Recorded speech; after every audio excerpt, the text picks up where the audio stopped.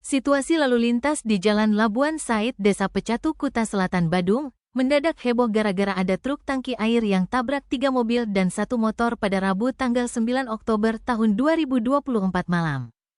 Tabrakan beruntun itu diduga dipicu masalah remblong.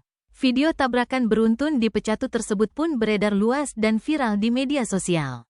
Parahnya, dalam salah satu video disebutkan sopir truk diduga kabur dengan membawa paksa sepeda motor milik driver ojek online. Kasih Humas Polresta Denpasar AKPI Ketut Sukadi membenarkan adanya tabrakan beruntun. Identitas sopir truk tangki air tersebut diketahui adalah pria asal Sumba Barat bernama Andreas Ngongo. Sementara 4 kendaraan lain yang jadi korban adalah mobil Daihatsu Sigra yang dikemudikan Muhammad Denny Andika.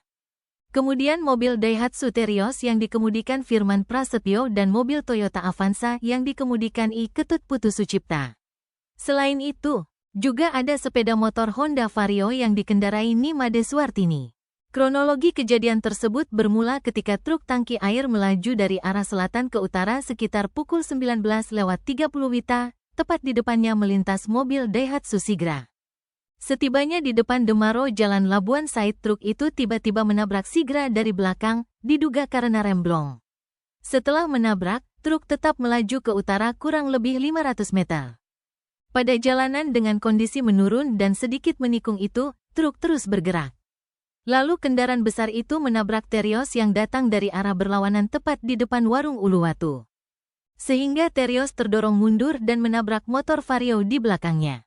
Tak berhenti sampai di situ, truk itu kembali menabrak Toyota Avanza yang datang dari arah utara ke selatan. Akibat kejadian ini, pemotor Made Suartini mengalami luka pada kepala dan jari tangan kiri patah. Wanita itu dirawat di Rumah Sakit Bali Jimbaran.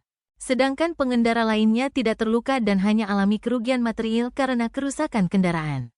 Terkait sopir truk yang disebut dalam video sempat kabur membawa motor ojol, Sukadi belum bisa memberikan kepastian.